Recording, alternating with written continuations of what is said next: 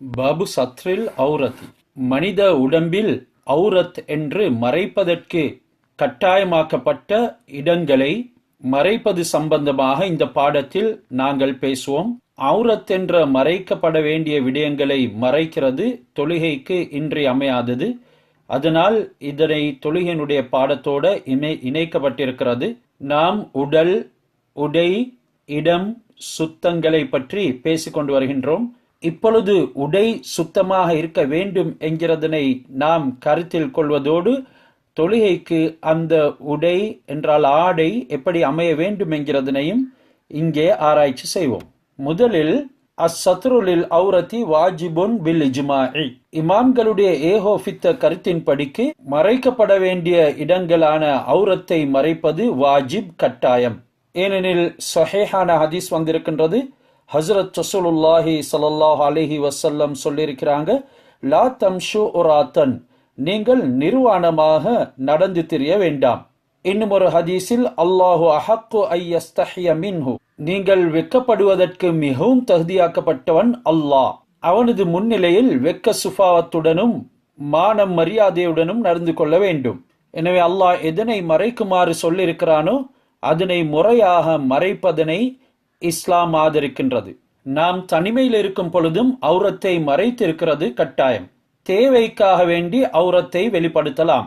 சில சந்தர்ப்பங்களில் மர இலைக்குலைகள் கூட இல்லாத ஒரு நிலைமை உருவாகி ஔரத்தை மறைப்பதற்கு ஆடையே இல்லை என்ற பொழுது, எந்த அளவுக்கென்றால் நம்முடைய முன்பின் பகுதிகளையாவது மறைப்பதற்கு களிமண்ணும் இல்லை என்ற ஒரு பட்சத்தில் தான் எங்களுக்கு நிர்வாணமாக இருக்க முடியும். ஔரத்தை மறைக்காமல் தொழ முடியாது. அது நிபந்தனையாக ஆக்கப்பட்டிருக்கின்றது. கட்டாயம் மறைத்தே ஆக வேண்டும். ஃபைன் ரஆ ஃபீ ஸௌபிஹி பஅத ஸலாத்தி ஹர்கன் ஃபகருயத்தின் நஜாசதி.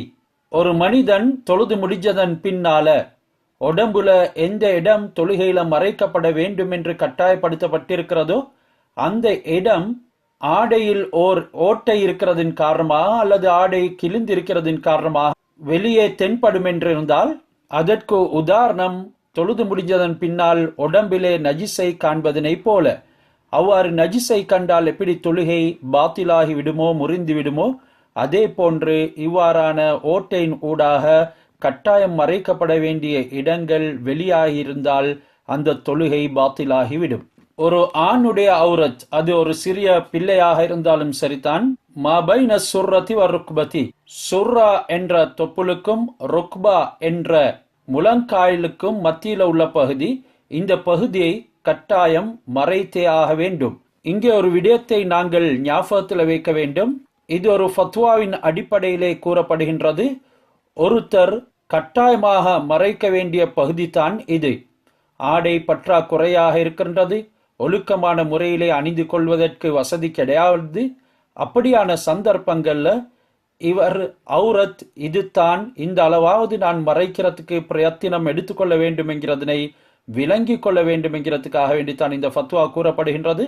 அப்படி இல்லாமல் யாருமே தன்னுடைய மேனியை திறந்தவர்களாக வெறுமனே தொப்புளுக்கும் முழங்காலுக்கும் மத்தியில மட்டும் மறைத்து கொண்டு எங்கேயும் நடமாடுவது கிடையாது.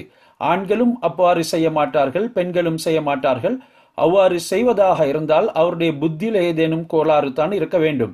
ஏனெனில் வெக்கம் சுபாவமுடையவனாகத்தான் அல்லாஹ் மனிதனை படைத்து வைத்திருக்கின்றான். அந்த வெக்கம் எடுக்கப்பட்டு போய்விட்டால் அவன் மிருகத்தை விடவும் மோசமானவனாக ஆகிவிடுவான்.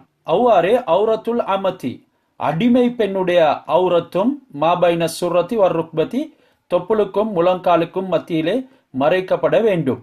ஆடை இல்லாத பட்சத்தில் குறைந்தது இந்த அளவாவது அந்த அடிமை பெண் மறைக்க வேண்டும். அடிமை எனும் பொழுது அவர்களுக்கு பல சிரமங்கள் இருக்கின்றது. அவர்கள் ஒரு எஜமானருக்கு கீழால இருப்பார்கள். அந்த அடிமை பெண்களும் தான் சில சந்தர்ப்பங்களை அவர்களுக்கு சம்பாதித்து கொள்வதற்கு வசதி இருக்க மாட்டாது. இந்த நேரங்களில் இவர்கள் குறைந்த அளவு தன்னுடைய மேனியில் தொப்புள் முழங்கால் வரைக்கும் உண்டான பகுதிகளை சம்பூர்ணமாக மறைப்பதற்கு கடமையாக்கப்பட்டிருக்கின்றார்கள். ஏனெனில் இஸ்லாம் அவர்களை சிரமத்துக்குள்ளே ஆளாக்கவில்லை. அந்த பகுதியை மறைக்கவில்லை என்றால் இவர்கள் குற்றவாளிகளாக ஆகிவிடுவார்கள். அடுத்தது ஔரத்துல் ஹுர்ரா, ஒரு சுதந்திர பெண்ணினுடைய ஔரத் மறைக்கப்பட வேண்டிய இடங்கள் குல்லு பதனிஹா, அவளுடைய முழு உடம்பும். முழு உடம்பும் கட்டாயமாக ஒரு சுதந்திரமான பெண் மறைத்தே ஆக வேண்டும். அவளுடைய தலைமுடிகள், அவளுடைய கை, கால் மற்றும் உண்டான அனைத்து உறுப்புகளும் மறைக்க வேண்டும். இல்லல் வஜ்ஹ வல் கஃபைனி, முகத்தையும் கையையும் தவிர. முகத்தையும் கையையும் சூரத்துன் நூருடைய 31வது வசனத்தின் தப்சீரின் படிக்கு வலா யுப்தீன ஸீனத்தஹுன்ன இல்லா மா ஸஹர மின்ஹா, பெண்கள் அவர்களுடைய வெளியிலே தெரியக்கூடிய பகுதியை தவிர ஏனைய ஜீனத்துகள் அனைத்தையும் வெளியில் காட்டக்கூடாது, மறைத்து கொள்ள வேண்டும் என்று கூறுகின்றது. அந்த அடிப்படையில முகத்தையும் கையையும் திறக்கலாம் என்று ஒரு தப்சீர் கூறுகின்றது. மாறாக பெண்ணுடைய முகமும் ஜீனத் என்று இன்னும் பல தப்சீர் விளக்கங்கள் கூறுவதின் படிக்கு அவள் முகத்தையும் மறைக்க வேண்டும். என்றாலும் தொழும் பொழுது அவள் முகத்தையும் உள்ளங்கையையும் மணிக்கட்டுக்கு கீழால் உள்ள பகுதிகளை திறந்தே வைக்க வேண்டும். அந்நிய ஆடவர்களிடத்துல அவள் முகத்தையும் மூட வேண்டும் என்று கூறப்படுகிறது. அந்த அடிப்படையில் இப்னு மசூத் ரலியல்லாஹு தஆலா அன்ஹு அவர்கள் இல்லா மா ஸஹர மின்ஹா என்பதற்கு விளக்கம் கூறும் நேரத்தில் அவளுடைய முகம் உட்பட அனைத்து உடல் உறுப்புகளையும் மூடியதன் பின்னால் இவள் ஒரு பெண் என்ற அறிமுக தோற்றத்தை தான் வெளியாகக்கூடியது என்று குறிப்பிடுகின்றார்கள். எனவே அதையும் மறைக்க முடியாது என்கிறதின் காரணமாக அதனைத்தான் மன்னிக்கப்படும் என்கிறதனை அவர்கள் விளங்கப்படுத்துகின்றார்கள். வஷர்து சாத்திரி ஐ யம்னஅ லௌனல் பஷரத்தி, ஔரத்தை மறைக்கும்படியான ஆடைக்குரிய ஷர்த்து தான் உடம்பினுடைய நிறம் என்னவென்று அறியாத அளவுக்கு அதனை மறைக்க வேண்டும். அதனால் இறுக்கமான ஆடைகளை அணிந்துவிட்டு நாம் உடலை மறைத்திருக்கின்றோம், நம்முடைய நிறம் மறைந்திருக்கின்றது என்று கூற முடியாது.